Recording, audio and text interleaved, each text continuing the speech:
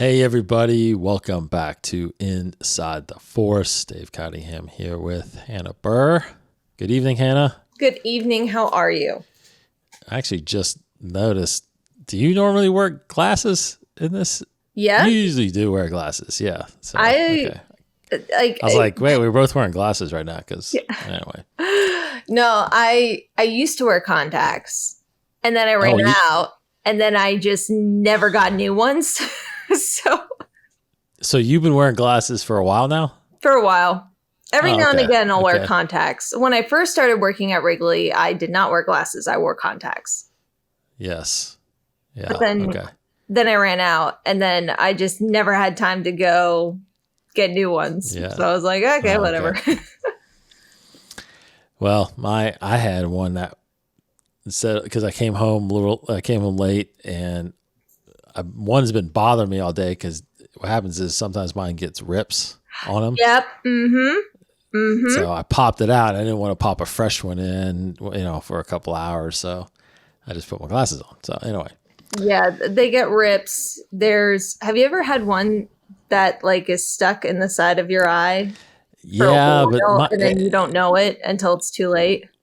Well, I know it just because I wear them so often that if all of a sudden I don't see, then I know it's somewhere in there. But yeah, I have to search for it. So there's one that I just could not find and I couldn't feel, but I knew it was there, and it took forever. No, this was years ago. It took a long time till I figured out where it was. It was really tucked in there. See, I didn't even feel it because I guess I went to take it out and I didn't take it out. I just pushed it to the side and I thought, oh, I got it out and I lost it. That's okay. And I didn't feel a thing until months later. I saw the corner of it and I was like, months. Oh my gosh. Yeah. Yeah. It was not pretty. I will spare you the details. I've had one where it when I was taking it out, it ripped in half. And so only half the contact was in there somewhere. And that's hard to get out. Anyway, yes. No. The life of contacts. All right. Well, anyway, welcome to Inside the Force, where we talk about Star Wars. And contacts. And contacts. Yeah. Here we go. We're doing an episode of Inside the Force, the first one we've done in a while that doesn't involve an episode of Ahsoka. Mm-hmm.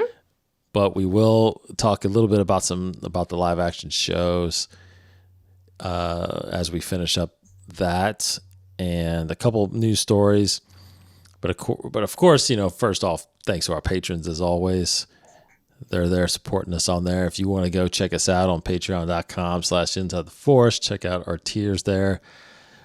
And we really appreciate all of the support there. We do. I am working on actually some more shirts and stuff, and in fact, actually, Hannah's actually wearing one of our shirts right now, right? I think so.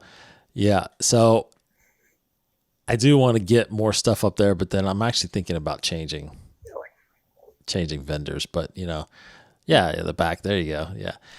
But I don't know what I'm doing yet, so I'm kind of debating on that. But I'm going to figure out something by the first of the year. So we've been exchanging different design ideas.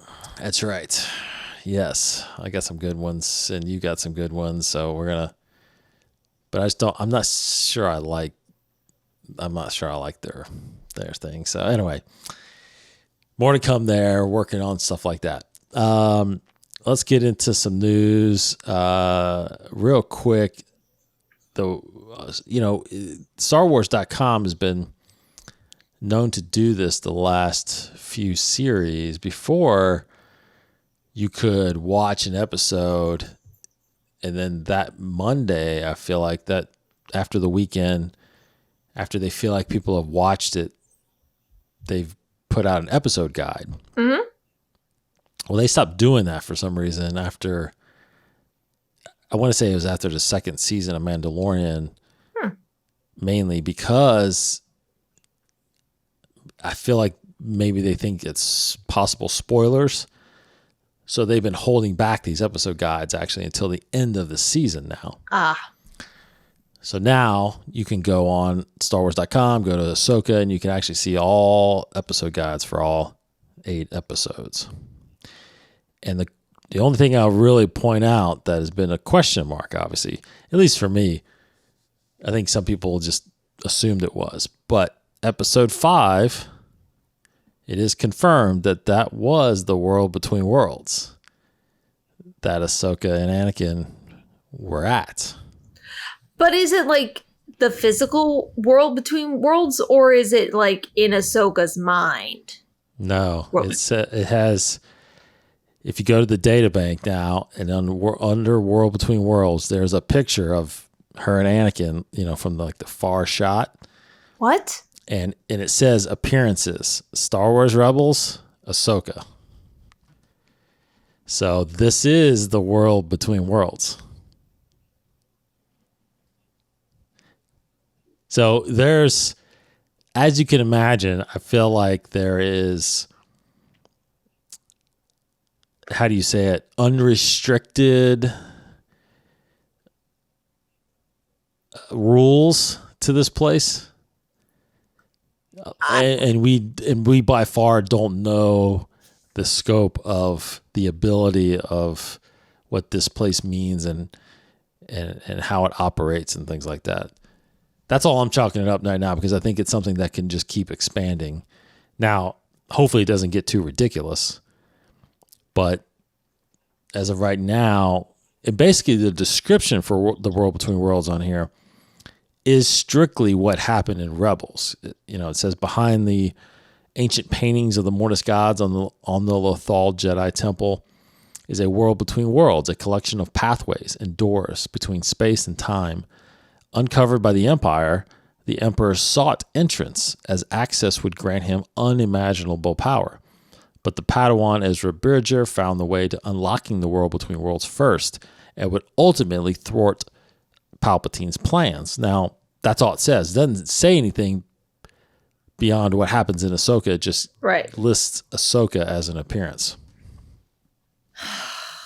Well, then maybe it is like an appearance because you see the World Between Worlds, but it's in her mind, so it's not the real World Between Worlds. Because as soon as you throw in the idea that it is truly the World Between Worlds, I have a million questions. Yeah. I don't know how you feel about that. Does that make you go, "Oh, that's awesome," or does it make you go, "Okay, but huh?" Well, yeah, no, I think it's cool, and I think it works that we went there. Mm-hmm. I, like you, have just a lot of questions on how we went there and how we were able to, see those different time periods while still being her older conscious self, right? Because she was basically herself in her replaying her younger version. I don't know. It's just intriguing. I think the whole place is obviously the most far out there idea that we've seen in Star Wars, right? Yeah. Even when it came up in Rebels, you're like, what is going on? Mm-hmm. And so, Filoni's the one who created this place. So I think eventually we'll see more of it. I don't think he's done with it, obviously. No, I hope we see more of it. I think it'll be very interesting to actually explore more of what it is. Right. And obviously a lot of people have speculated that this is where Balin is, what Balin is trying to find. Yeah. Because the Mortis gods that he is standing on the side are pointing towards something, and some believe that is the entrance way to the World Between Worlds again, just similar to how the Mortis paintings on Lothal pointed to the gateway, right? So what's he going to do with it? Who knows? But because he doesn't seem like an evil person like the Emperor, but I mean, who knows? But but it's interesting. It's just an interesting place. Mm-hmm. And when Ezra was there and he saved Ahsoka, we didn't see any Force ghosts or anything like we did with Anakin, Right. So I don't, it's it's a wild, wild theory, but but yeah, you can go through the episode guides and get some of these more information from each episode. Yeah. That is on StarWars.com now. I don't think there was any other. I didn't really look at the later episode guides like episode 8 or 7 to see if there was anything else. I didn't really question anything else. Right. Really. So, I mean, there was one thing that I think I read about. Let me see if I can see it real fast. Because they have these things called, on each episode, they have what's called a story gallery. So you can kind of page through, and it has like descriptions in still form. Okay. Which is pretty neat. So it tells you a little bit more about each scene and each setting. But I think the one on this one. Yeah, so Thrawn, it's where Anakin, it's like when Anakin is standing at the end. Mm-hmm.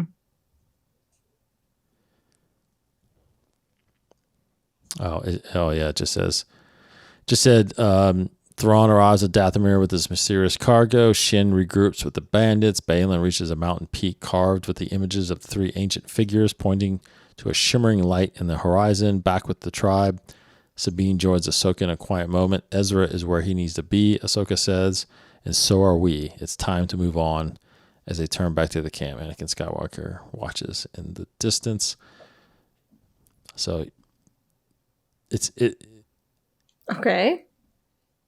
Yeah, that was kind of just a summary. I thought I read somewhere where it was like talking about how like the more eyes there also, what that represents, and Anakin's there, and it's like Ahsoka's like basically just knows that's where she's supposed to be at the moment.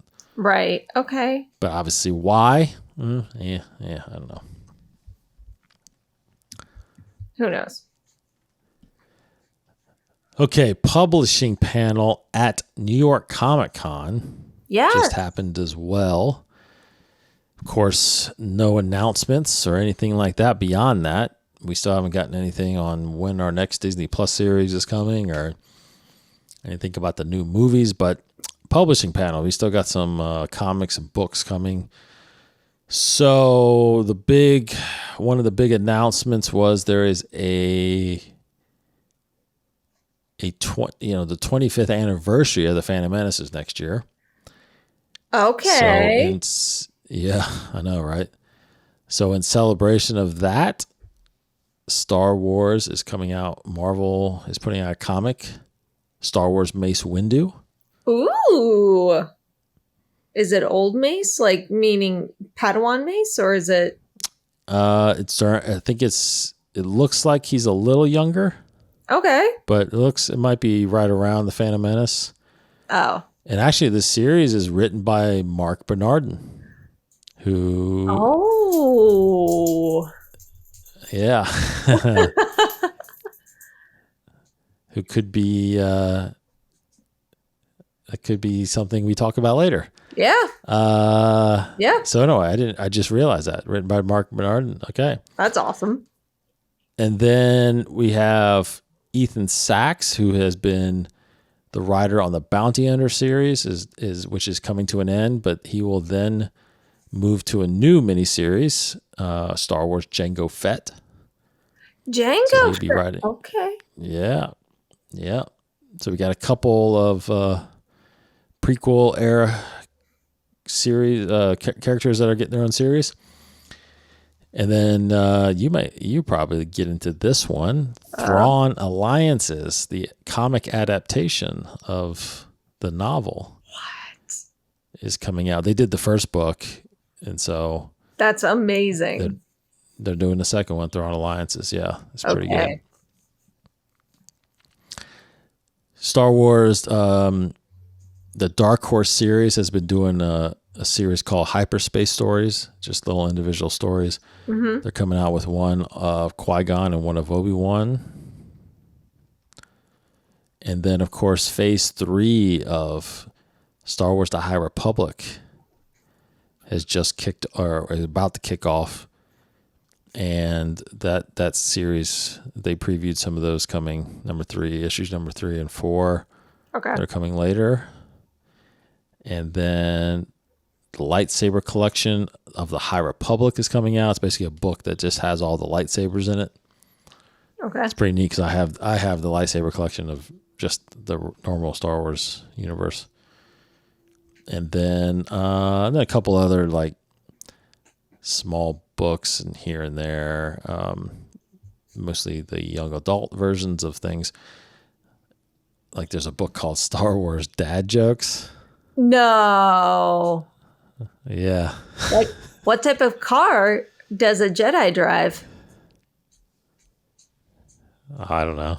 A Toyota. Wait, where did you hear that one from?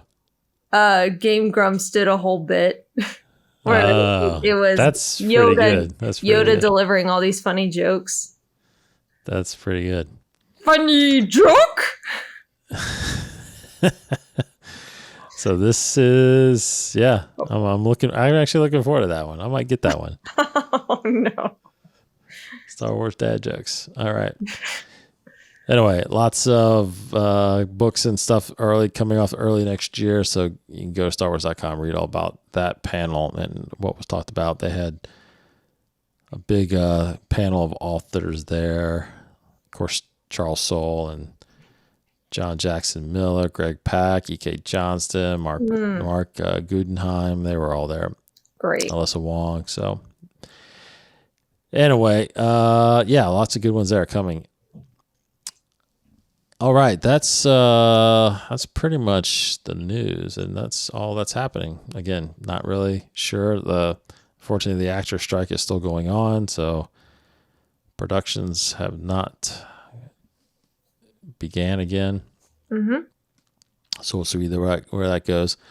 Novels, as far as release schedules go, November 14th is the Eye of Darkness, the High Republic, that is kicking off Phase 3. And then December 5th, you got Tales of Enlightenment from the High Republic. And then March 12th, Defy the Storm. Comics this past week, Star Wars 39, Obi-Wan number 2. And then next week to finish October, Dr. Aphra 37 and Dark Droids D-Squad number 2 will be out on your comic shelves. Okay, now that Ahsoka has been wrapped was it last week or 2 weeks ago? I think it was last week, right? 2 weeks ago, because remember, you were in Disney when the finale. Oh, that's right. So 2 weeks ago. That's right. 2 weeks ago wrapped. And so now that that's over with,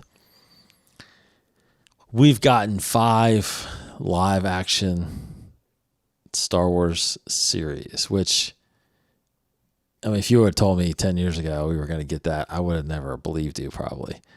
So we're actually pretty blessed, and I feel like pretty lucky that we've gotten these characters. Yeah.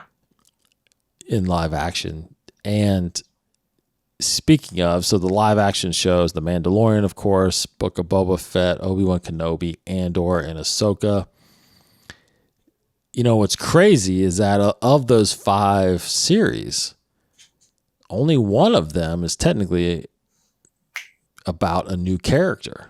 Yes. You know, 4 of them are ones that we've already known and been introduced to, and they've got their own series. So let me start there, because I think what I want to do eventually is kind of go talk about ranking them. Right. But let's start there a little bit and get your thoughts, Anna, on the series that we've gotten. Mm-hmm. You know, like I said, 4 of them are about characters we've already known about. Obi-Wan, Book of Boba Fett, Andor, which we only got briefly in one movie, but Boba Fett, Obi-Wan, Ahsoka, we've got a lot of history of those characters already. Yeah. But we did get an original character in The Mandalorian, Din Djarin, which I feel like a lot of people out there are still probably saying that is their favorite series. Do you think we should have gotten more original character series, or do you think they did the right thing by giving us legacy characters? Absolutely. We should have gotten more original series. Like, for example, Acolyte. I am so looking forward to that because that's going to be a bunch of people that we don't know. It's going to be a completely different time. I think it's cool that we do a deep dive into characters that we have already been introduced to. But there's something really cool about learning about a brand new character in the context of Star Wars.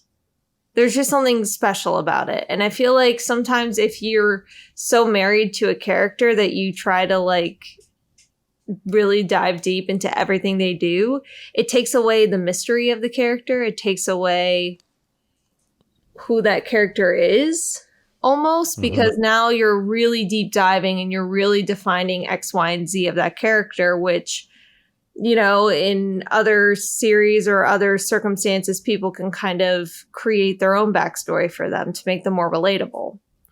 So I think there's an argument both ways. On the other hand, it's we don't know about these characters. We like to learn more. And that's always some people want to learn more about the characters that they're falling in love with. So I see it both ways. But personally, I would have preferred that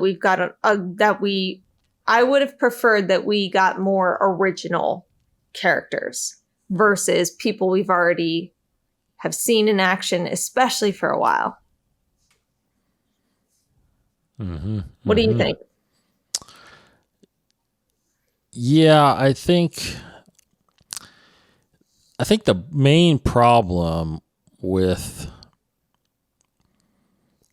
doing characters that we already know is most of the time, which I think actually right now, two of these characters, Obi-Wan and Andor, you know, when you watch their series, you know, in the end, what's going to happen to them. Yeah. There's not really a lot of suspense there. Correct. We know Andor is going to survive his series because we know when he, and his life ends. Obi-Wan the same way. We know how his life ends and what happens to that. But, Boba Fett, we're at a time where we, the later part of his life that we don't know about. And Ahsoka, of course, were there as well. But, I think what I've heard, especially with Ahsoka, is from people that haven't seen Rebels, haven't seen the Clone Wars, they're just not that tied to that character just by watching Ahsoka. And it is kind of a new character to them because, she hasn't been in live action, right? Before, like Obi-Wan and Boba Fett have, and Andor. She is new, so she's been introduced to people that haven't seen any of the animated series. Right. So, but to me, that just, and I agree with it. It's hard for, I think, people to fully emotionally grasp into those scenes, like when she sees Anakin, and when she sees Sabine, and when she sees Ezra and Sabine sees each other. It's like the backstory of these things. And I actually heard a podcast of people talking about this, about Ahsoka, in a sense where it probably would have benefited, and I actually do agree with this, it probably would have benefited them to do kind of a Rebels recap almost, or even explain more about the background of these characters. Because it's so easy for you to start watching it because we know. Right. but we kind of got to sit back and think, what if I had never seen Rebels and I just turned this on? Am I really going to feel the meaning of these relationships? You know, Right. I don't think you do. And I think they could have done a better job. They could have done probably a little bit better job explaining, and it could have been just a little bit more dialogue, you know, just Right. almost treating it like, how do we say this if people, how do we say and explain this to those people that have not seen anything? Mm-hmm. And it still wouldn't have been too much for us. It just would have been a little bit more reinforcement, you know. So I get that part. It's a little hard. Yeah. You know, Boba Fett doesn't really have that much history. I mean, he's got a little bit in the Clone Wars, but there's hardly anything in the original trilogy. Yeah, I was about to say Clone Wars is where we mainly see his backstory, besides Attack of the Clones. Right. But we only see him, you know, in Attack of the Clones, like you said, as a kid. And again, if you didn't watch the Clone Wars, the next time you saw him was The Empire Strikes Back. And, well, a brief cameo in A New Hope now when they put him in, but Empire and Jedi, and then, of course, now his own series, or a little bit of Mandalorian in his own series. So, But Boba Fett's kind of on, you know, kind of that mystery, intriguing character that people fell in love with, and oh yeah, I think everybody's gonna love Boba Fett. But I do think that it was, you know, I think they could have made a little bit more of a balance. You know, we got 4 legacy characters, 1 new one. I think they could have done well to do, and maybe you're right. You know, like that's why they went down the Skeleton Crew route to create new characters. right. The Acolyte, we're getting new characters.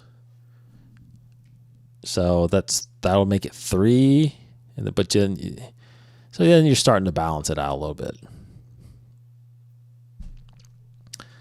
Because you got Andor season 2, and who knows if you're getting another Mandalorian season or not, but I think Mandalorian's done. I think if anything, we'll get another Ahsoka season.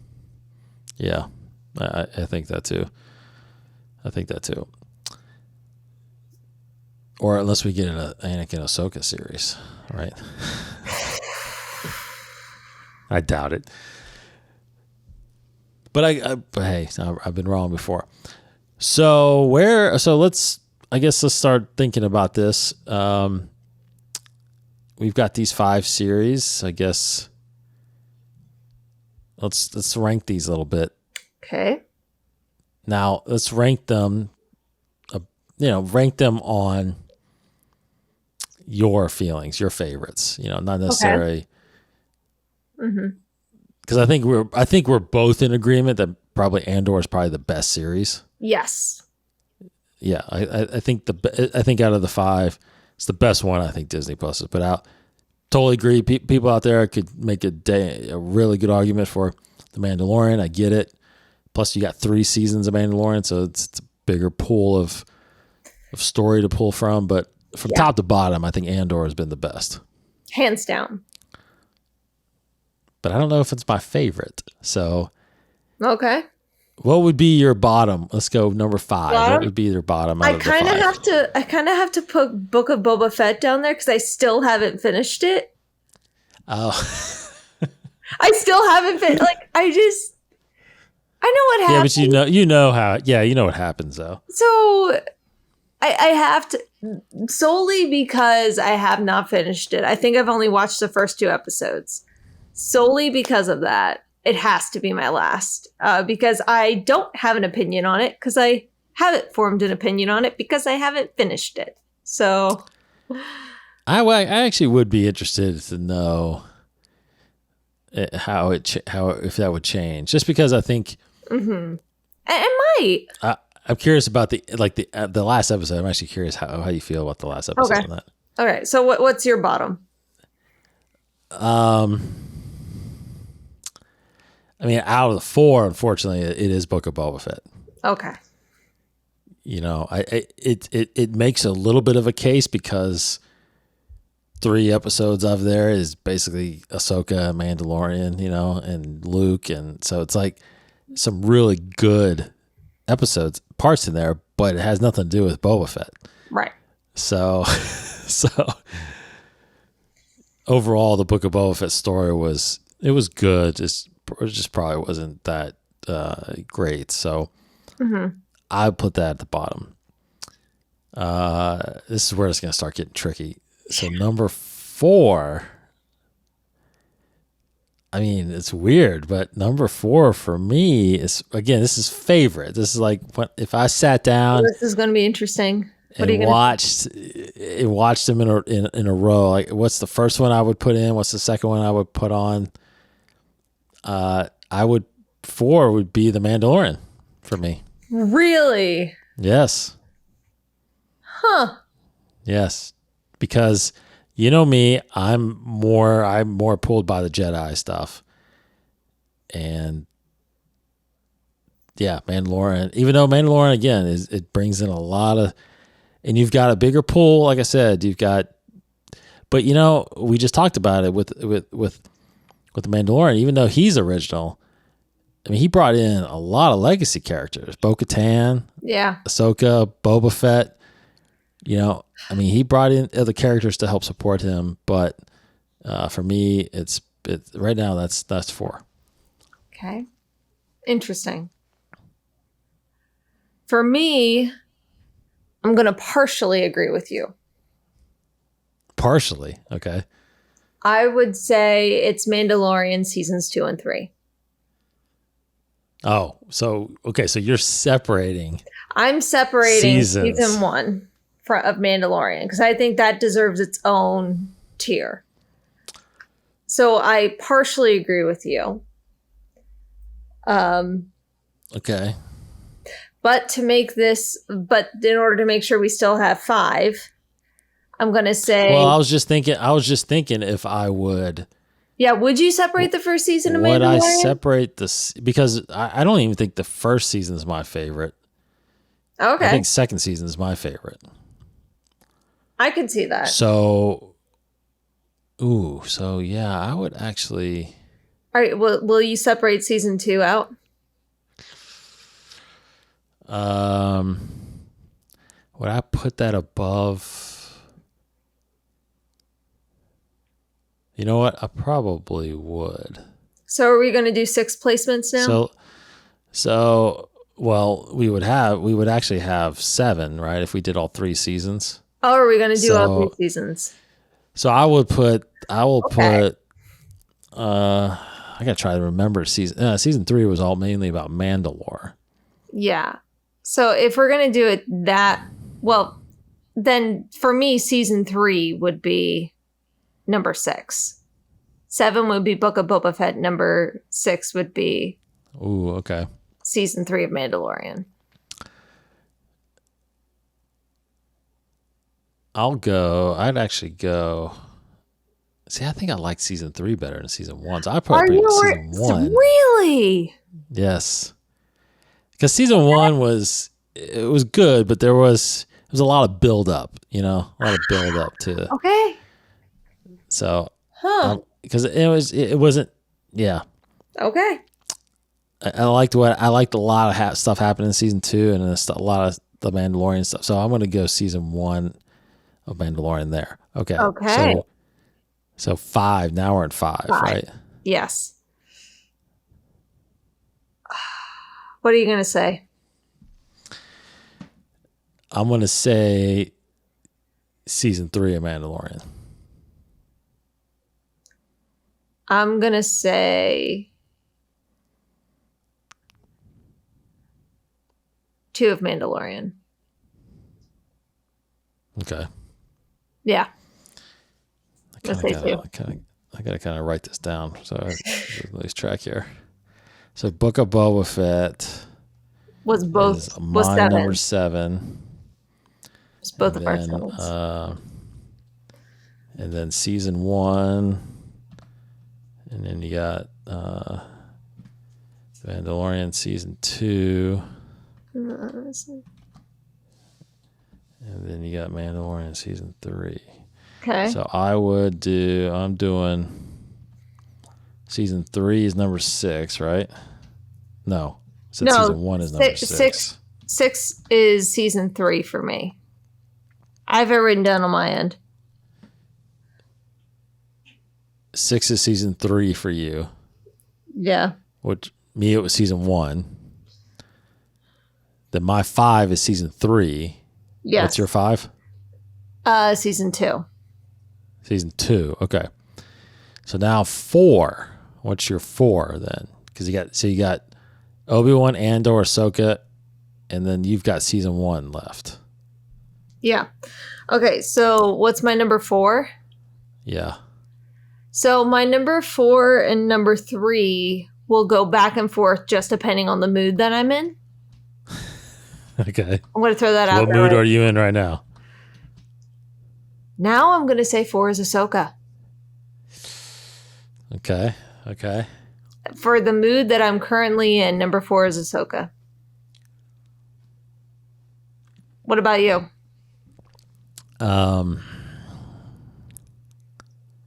Again, this is favorite. So what I would watch.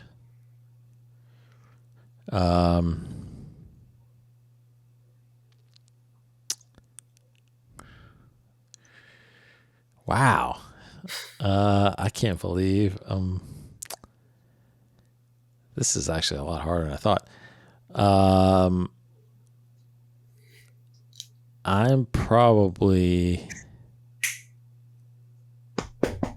I'm still gonna do Mandalorian season 2. Even though I really like it.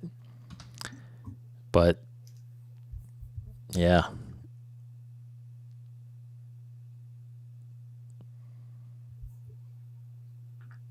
Did you say that? I think you muted. Did you? Oh yeah. Okay. Yeah. My dog started barking. I was telling her to stop. Oh, that's all right. All right. Number 3. Obi-Wan. Obi-Wan is 3 for you? As I said, it depends on my mood, but that will swap with Ahsoka.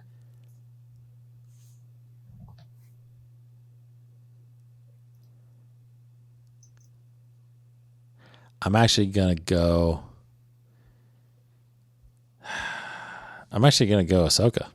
Oh, okay. Okay. Yeah, I mean, I loved it, but it's just a couple things in there. Kind of. So number 2.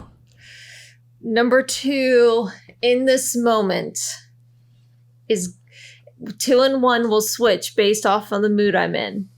But in the current mood that I am in right now, I have to say Andor. 2 is Andor. In this moment, 2 is Andor. Okay. So that leaves Ahsoka? No, that leaves Mandalorian season 1. Oh, Mandalorian season 1. That's right. So that's your favorite. Okay. So 2 for me is Andor as well. And then number 1 is Obi-Wan.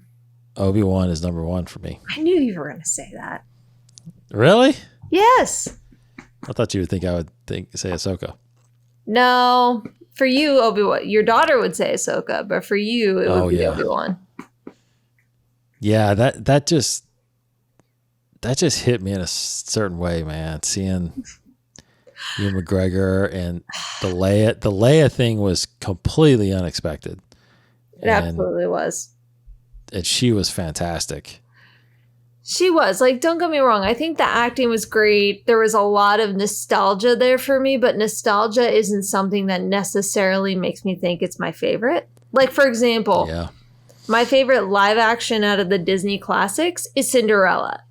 I've never really liked the animated Cinderella. Like, I watched it, but I wasn't like, I'm going to be Cinderella someday. You know what I mean? Mm-hmm. So when I saw the live action Cinderella, it wasn't because of the nostalgia that made me fall in love with that movie. It was like the magic that was at its heart. Right.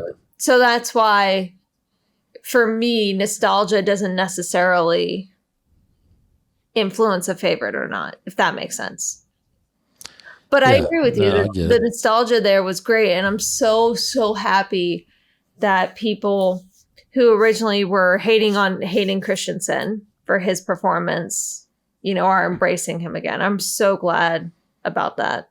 No, totally. And I think he's, of course, people have complained about the whole Reva character and that show and the look of the Inquisitor and the stuff like that. But I mean, the show's about Obi-Wan and Vader or Anakin.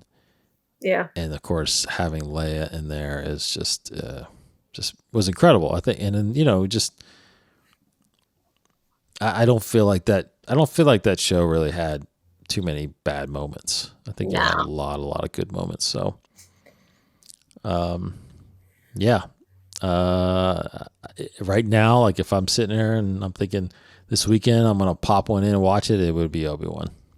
For me, it'd be like, I want to do Mandalorian season 1. Interesting. That's the kickoff to all the live action stuff. So that's interesting. Interesting to hear from our listeners about what they thought. What they think about the rankings. Please tell us. Please, let us know. I know Thrawn Attic probably will. Who, let's see. I'm going to look back on our last episode. I know he put some comments in here about the last episode of Ahsoka. Let's see. He says that when it comes to the destruction of Mandalore, it's explained in the Alphabet Squadron books that after the Battle of Endor, the Empire started Operation Cinder and basically bombed a lot of planets, and Mandalore was one of them. I think they mentioned Operation Cinder in season 2 of The Mandalorian, in an episode where Bill Burr character, but the main villains in Alphabet Squadron are a remnant of the Empire that carried out Operation Cinder. Sorry for this ultra geek moment here, but thought you and Hannah might like to know. No, that's great. Yeah, I think we mentioned in there, right, that I thought I knew Operation Cinder was happening, but I didn't know. Yeah, I didn't know if it happened during that same time period because, again, we didn't know when Mandalore was destroyed until Hugh Yang is basically hinting that it happened during the fall of the Empire. But we're currently playing through Battlefront 2. Yes. So that's it. That's Operation Cinder, right? Yes. Now I haven't gone through all the Alphabet Squadron books. I haven't either. I think I tried reading the first one and then I got distracted and I never finished it. I made it through the first one. I had a hard time getting through the second one. I'm just not that into those books, but I'll try to finish it eventually. But but that's interesting. Yeah. That's the thing about Ahsoka too. What's weird is that I feel like at the conversation, maybe it was a conversation that Ezra and Sabine were having about. I think she mentioned that the battle ended after the Battle of Andor, but I feel like Filoni should have known better and said Jakku, Battle of Jakku. But anyway, he goes on to also say, I really enjoyed the season as a whole and really look forward to what is to come. The finale was a bit underwhelming, but enjoyed a lot of parts of it, including all the action scenes and Ezra's lightsaber building scene. Really wanted Ezra and Hera to hug at the end as well. I know. I'm with you. Yeah. Disappointing, Baylan and Shin didn't get much time at all in the episode. But again, very excited to see what is set up at the end. I know Thrawn has been a bit disappointing so far, but we haven't really had much screen time with him over 3 episodes. So hopefully we get a lot of him in season 2 so we can see some of his brilliance from books and Rebels. Yes. Enjoyed the zombie troopers, but wish they were a bit more threatening, like the Death Troopers were. I know a lot of people didn't like Sabine using the Force, but I thought it made sense that they have been hinting at it throughout the season. But I agree with Hannah. From using the Force to picking up a lightsaber to Force pushing Ezra onto a ship was a bit extreme, but still enjoyed the scene and the music. Yep. I thought Morgan's character was really badass in this episode and was actually quite sad She died just as her character started getting better for me. Loved Thrawn's interaction with Ahsoka via intercom at the end and thought it was more Thrawn-like. I could say a lot more, but we'll leave it with what I said on Patreon. I think this was a good first season to introduce all these characters and set up for the future seasons to come. Thanks again, Hannah and Dave. May the Force be with you. Just want to make sure let's see, what'd you say on Patreon? I think you just said it was to your reaction. He just mentioned, I think you mentioned you just enjoyed the finale. It was slightly underwhelming, but going on the assumption there's a season 2, I think we'll look back on the season as a whole and see this was a good setup for season 2 and the movie. I think we actually read that on... I think we read that last week. Last week, yeah. So, yeah, good comments there. Thrawn Addict. I don't think I was looking at... I thought we had another comment somewhere, but I don't think... Potentially Facebook?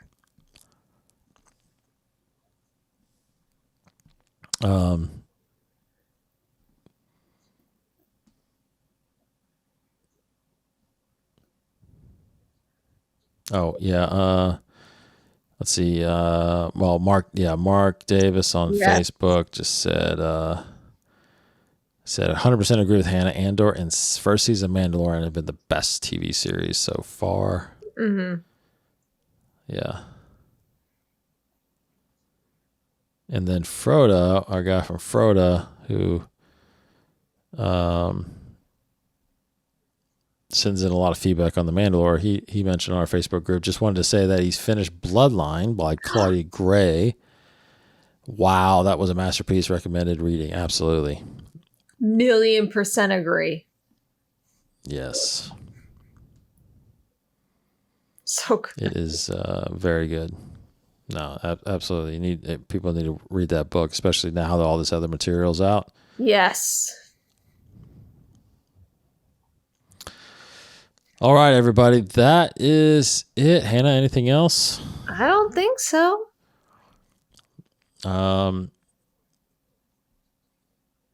Yeah, I will, I'll try to get an episode out next week. Hannah is, of course, taking more vacation, so she will be out.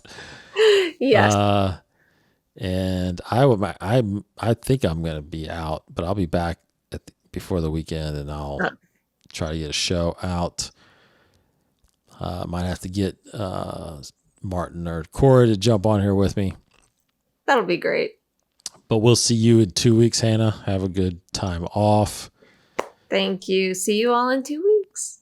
Yes. Thanks, everybody, for listening. Actually, of course, thanks to our patrons for supporting the show. We are at Inside the Force on there if you want to check out the tiers. And, of course, youtube.com for all the other shows. Got some really good shows in the works right now. So coming your way in the next few weeks. Mm-hmm. And like I said, we'll be back next week. At least I will. Maybe a little later, but we'll be back because I think I'm going out of town too. So yep. Thanks, Hannah. Take care. Thanks, Dave. You too. We'll see everybody next week. Have a great weekend. May the Force be with you.